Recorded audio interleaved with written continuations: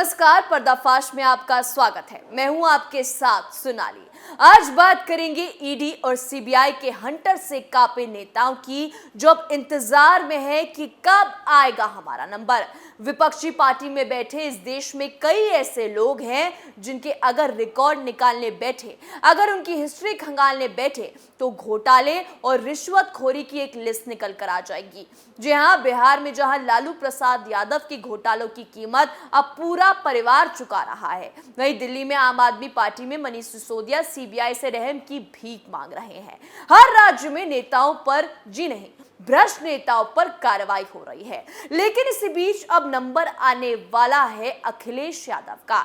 जी हां, सही सुना आपने। यूपी में विपक्ष में बैठे अखिलेश यादव जो कहते हैं कि सपा में तो एक भी घोटाला नहीं हुआ, सपा ने एक भी घोटाला नहीं किया, लेकिन सीबीआई और ईडी इस देश को भ्रष्टाचार मुक्त बनाने की कसम खा चुकी है और एक एक नेताओं की कुंडली खंगाली जा रही है। अब नंबर है अखिलेश यादव का, क्योंकि कहते हैं ना, चोर की दाढ़ी में तिनका। ऐसा ही कुछ हुआ सपा प्रमुख के साथ। ईडी के लगातार नेताओं पर कार्रवाई से कांप उठे हैं अखिलेश यादव और लगातार बीजेपी पर हमलावर है। अगर आप गलत नहीं हैं तो आपको भी सीबीआई का डर क्यों? इसका मतलब दाल में कुछ काला जरूर है। जी हां, तो आज पर्दाफाश करेंगे अखिलेश की सरकार में हुए घोटालों का। तो चलिए शुरू करते हैं। समाजवादी पार्टी के राष्ट्र अधिवेशन में शामिल होने के लिए पार्टी सुप्रीमो अखिलेश यादव शुक्रवार सुबह कोलकाता पहुंचे। उन्होंने कोलकाता एयरपोर्ट पर पैर रखते ही बीजेपी के खिलाफ हल्ला बोल दिया। अखिलेश यादव ने आरोप लगाया कि ईडी, सीबीआई समेत केंद्रीय एजेंसियों का गलत इस्तेमाल किया जा रहा है। जिन नेताओं से भाजपा डरती है उनके घर पर केंद्रीय एजेंसी भेज देती है। बता दें कि पश्चिम बंगाल में आज से समाजवादी पार्टी की 2 दिवसीय बैठक शुरू हो रही है। उस बैठक में लोकसभा चुनाव और इस साल होने वाले 3 विधानसभा चुनावों की रणनीति बनेगी। उन्होंने आगे कहा कि बंगाल में बहुत कम नेता जेल में हैं। उत्तर प्रदेश में समाजवादी पार्टी के कई विधायकों और नेताओं को झूठे मुकदमे में फंसाकर जेल भेजा जा रहा है। केंद्रीय एजेंसियों का इस्तेमाल राजनीतिक उद्देश्य के लिए किया जा रहा है। अखिलेश यादव ने आगे कहा, बीजेपी ईडी, सीबीआई, आयकर विभाग का इस्तेमाल देश में राजनीतिक उद्देश्यों के लिए कर रही है। केंद्रीय एजेंसी उन नेताओं को तलब करती है जिनसे भारतीय जनता पार्टी डरती है और जेल भेज देती है। उन्होंने आगे कहा, बंगाल में बहुत कम नेता जेल में है। उत्तर प्रदेश में सपा के कई नेताओं को झूठे मुकदमे में फंसाया जा रहा है। उनके शब्दों में भाजपा लोकतंत्र पर हमला कर रही है। वो विपक्ष की आवाज को दबाने की कोशिश कर रही है, लेकिन बीजेपी बहुत जल्दी देश छोड़कर जाएगी। ममता से अखिलेश की मुलाकात को लेकर राजनीतिक गलियारों में भी उत्सुकता है। राजनीतिक विश्लेषकों का कहना है कि भविष्य में विपक्षी गठबंधन क्या करेगा, इस पर चर्चा की जा सकती है, लेकिन ईडी की कार्रवाई से अखिलेश यादव को दिक्कत है। अखिलेश यादव लेकिन आखिर ईडी से डर क्यों रहे हैं? जब कोई जुर्म नहीं तो पुलिस से क्या डर? यानी कि आपको भी डर है कि आपकी सरकार में हुए सारे घोटाले और रिश्वतखोरी की लिस्ट बाहर आ जाएगी। क्या आपको डर है कि अगले ही वक्त सीबीआई आपके दरवाजे पर होगी? जी हां, अखिलेश यादव की सरकार में, उनके कार्यकाल में कई बार कहा जाता रहा कि सपा ने घोटाले किए। समाजवादी पार्टी के राज में सपाइयों पर यूं ही भ्रष्टाचार और घोटाले करने के आरोप नहीं लगते रहे। भ्रष्टाचार में हिस्सेदारी खजाने में बरकत करती रहती है। खुद अखिलेश यादव की तरफ से दिए गए आंकड़े बोलते हैं कि उनकी संपत्ति अखिलेश यादव सरकार के दौरान, यानी 2012 से 2017 के बीच में 4 गुना बढ़ी।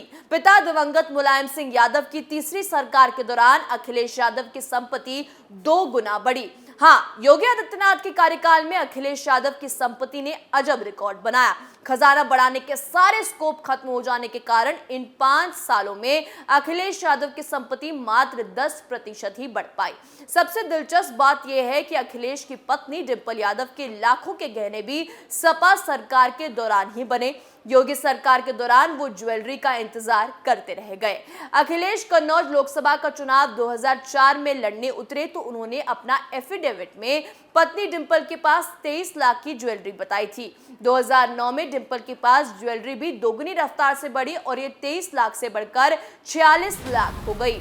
2012 तक डिंपल के पास 59 लाख की ज्वेलरी हो चुकी थी। 2022 के शपथ पत्र में डिंपल यादव की चल संपत्ति में तो 1 करोड़ का इजाफा हुआ है, लेकिन डिंपल यादव की ज्वेलरी की वैल्यू अभी भी 59 लाख ही बनी है। अगर अखिलेश यादव की सरकार में घोटालों की और बात करें तो कैग की रिपोर्ट ने खुलासा किया था कि सपा सरकार में 97,000 करोड़ का घोटाला हुआ।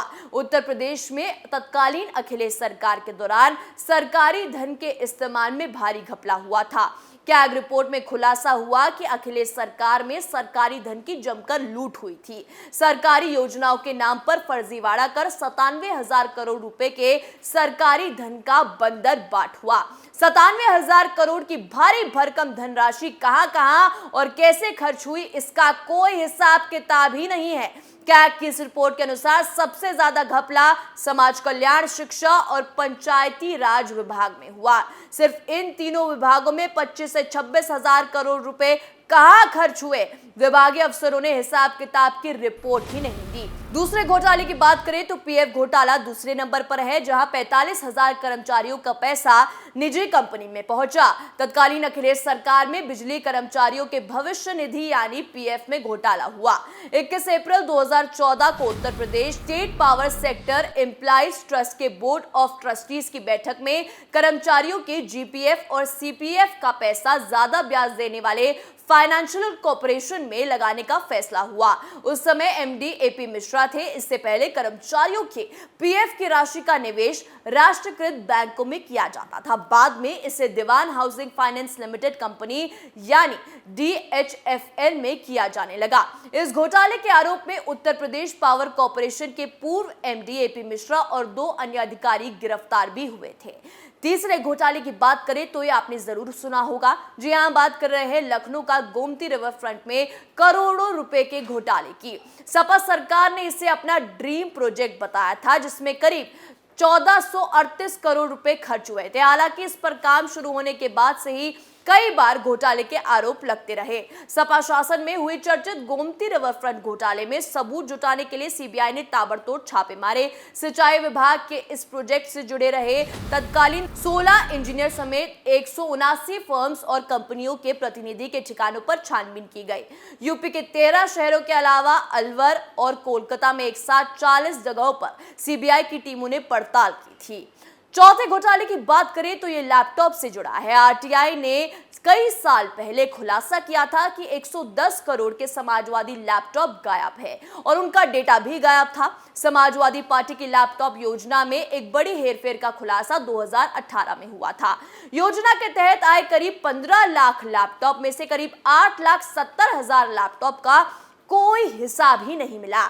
इनकी कीमत करीब 1173 करोड़ रुपए बताई जा रही थी। एक समाजवादी लैपटॉप की कीमत 13,490 बताई गई। इसके हिसाब से करीब 1173 करोड़ रुपए कीमत के लैपटॉप गायब हैं।